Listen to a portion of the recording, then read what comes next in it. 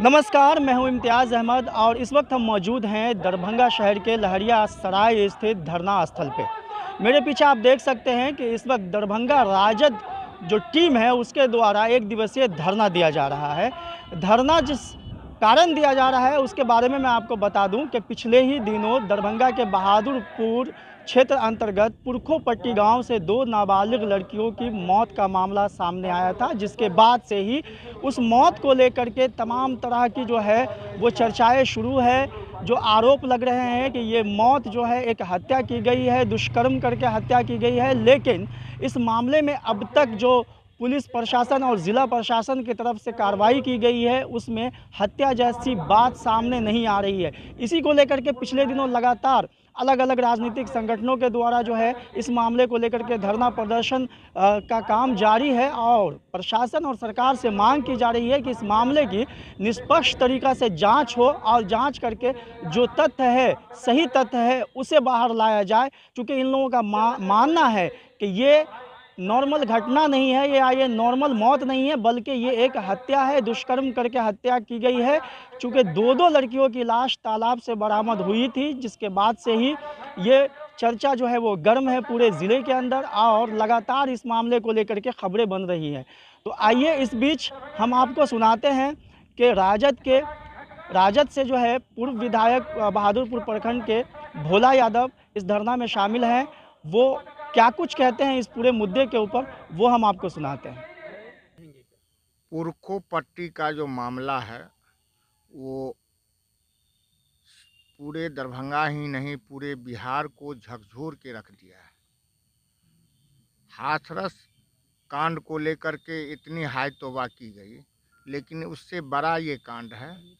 और जिस तरह से इस मामले की लीपापोती सरकार और प्रशासन करना चाहती है, उससे साफ परिलक्षित होता है जो यहाँ गुंडों का राज हो गया है। राज्य के अंदर गुंडों का राज हो गया है। यहाँ आम आदमी सुरक्षित नहीं है, माँ बहनें सुरक्षित नहीं हैं, राज्य की बेटियां सुरक्षित नहीं हैं। जिस तरह से मिनट मिनट पर प्रशासन का स्टैंड बदल रहा है, ये अपने आप में चिंता का विषय है। जो दोषी है उसको उठाया जाता है, फिर छोड़ा जाता है, फिर उठाया जाता है। हम सिर्फ और सिर्फ एक ही चीज़ चाहते हैं, जो भी अपराधी है उसका उद्भेदन करें, उसको कड़ी से कड़ी सजा दें और इस पूरे मामले का न्यायिक जांच होना चाहिए। क्योंकि कहीं न कहीं इस मामले को रफा दफा करने का पोस्टमार्टम से लेकर के अभी तक प्रयास किया जा रहा है, जो कि प्रशासन को कटघरे में खड़ा कर रहा है। मैं दरभंगा के जिलाधिकारी और वरीय पुलिस अधीक्षक से एक ही बात का गुहार लगाता हूं, जो आप लोग न्याय की कुर्सी पर बैठे हुए हैं, जनता परेशान है, आप लोग न्याय का काम कीजिए। किसी के दबाव में, किसी के बहकावे में, किसी के प्रेशर में किसी को बचाने का काम ना करें।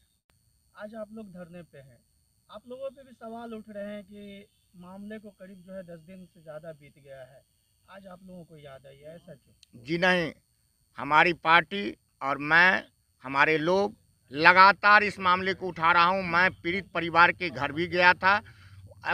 जिस स्पॉट पर घटना हुई है उस स्पॉट पर भी गया था और सारे चीज़ों को बारीकी से नज़र रखे हुए हैं। वरीय पुलिस अधीक्षक से, स्थानीय थाना प्रभारी से, स्थानीय डीएसपी से लगातार हम इस पर वार्ता कर रहे हैं और लोगों पर प्रेशर बनाए हुए हैं जिसका निष्पक्ष जांच हो।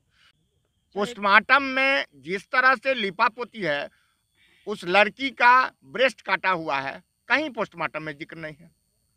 उस लड़की का होठ काटा हुआ है, कहीं पोस्टमार्टम में जिक्र नहीं है। ये पोस्टमार्टम क्या समझेंगे हम लोग?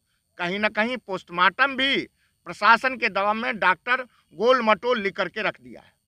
थाना खुद इन्वॉल्व है। थाना में जो काम करने वाले लोग हैं, चौकीदार बाबू हैं, उनके परिवार हैं, वो लोग इन्वॉल्व हैं। उन लोगों को बचाने के लिए सब अतिक्रम किया जा रहा है। मैं खुले तौर पर कहता हूँ, जिसको आप उठाए हैं तब तक उसको बरी नहीं कीजिए जब तक कि पूरे मामले का ये नहीं हो जाए। ये सब साजिश है। मैं यही कहना चाहता हूँ, आपदा से उसको मुआवजा मिलना चाहिए, ना कि आपदा से डूबने की राशि मिलनी चाहिए। हमने मांग की थी जो उसको मुआवजा मिले, उस परिवार को मुआवजा मिले 20-20 लाख। ये कहीं ना कहीं पोस्टमार्टम को जस्टिफाई करने के लिए इस तरह का पहले काम किया गया जो डूबने से मरा है, और वही बात पोस्टमार्टम में लिखाया जा रहा है, उसके पेट से मड निकल रहा है, पानी निकल रहा है। ये अपने आप में एक प्रश्नवाचक चिन्ह है। यदि मान लिया जाए डूबने से पहले ही आप मान लिए और उसको 4-4 लाख रुपया का आप चेक दे दिए, इससे तो साबित होता है प्रशासन पहले मान चुका था, पहले लिखवा चुका था जो डूबने से मृत्यु हुई है। आप क्या जांच किए? अभी प्रशासन ने जो एसआईटी गठित की है उससे आप लोग संतुष्ट? मैं सिर्फ और सिर्फ न्यायिक जांच की मांग कर रहा हूं। जो किसी जो न्यायिक पदाधिकारी हैं, जज हैं, उनसे या रिटायर्ड जज हों, उनसे इस पूरे मामले की जांच करवा दें, जो वो साइंटिफिक तरीके से जांच करें। तो सुना अभी आपने, ये थे राजद से पूर्व विधायक भोला यादव कि किस तरह से उनका कहना है कि ये दोनों जो मौत है वो एक हत्या है और साथ में दुष्कर्म का भी मामला है। उन्होंने कई सवाल उठाए हैं जिनमें से पोस्टमार्टम रिपोर्ट के ऊपर भी उन्होंने सवाल उठाया है कि जो शव मिले थे, शव के ऊपर काफ़ी कुछ ऐसे निशान थे जिससे पता चल रहा था कि इसके साथ कहीं ना कहीं ज़ोर ज़बरदस्ती की गई है। इसके जिस्म के ऊपर जो है कई तरह के कट के निशान हैं। ये चीज़ें पोस्टमार्टम में नहीं आई, ऐसा इनका कहना है। वहीं इन्होंने ये भी कहा कि इस मामले में कहीं ना कहीं पुलिस प्रशासन जो है पूरे मामले की लीपापोती करना चाहती है और मामले को दबाना चाहती है। उन्होंने इस मामले को लेकर के न्यायिक जांच की मांग की है। हालांकि मैं आपको बता दूं कि 2 दिन पहले ही दरभंगा के प्रभारी एसएसपी ने जो है इस मामले में एक एसआईटी गठित कर दी है। दरभंगा सदर के जो डीएसपी हैं उनके नेतृत्व में, और मामले की जांच की जा रही है। उन्होंने कहा था कि इस मामले की बारीकी से जांच की जाएगी इस एसआईटी के ज़रिए, और उसके बाद जो रिपोर्ट आएगी उसके अनुसार इस पर कार्रवाई की जाएगी। तो फिलहाल धरने प्रदर्शन का दौर जारी है इस पुरखो पट्टी के मामला को लेकर के। अब ये देखने वाली बात होगी कि आगे ये मामला क्या निकल के आता है, क्या कोई इसमें जांच ऐसी होती है जिससे कि इस मामले में अगर हत्या के जो आरोप लग रहे हैं उसकी पुष्टि हो पाती है। तो बाकी खबरों के लिए बने रहिए हमारे साथ, ये खबर आएगी तो वो भी हम आपके साथ सामने लेकर के आएंगे। फिलहाल के लिए इतना ही। दरभंगा से मैं इम्तियाज़ अहमद। इस वीडियो को लाइक करें, हमारे चैनल को सब्सक्राइब करें और बेल आइकन जरूर प्रेस करें।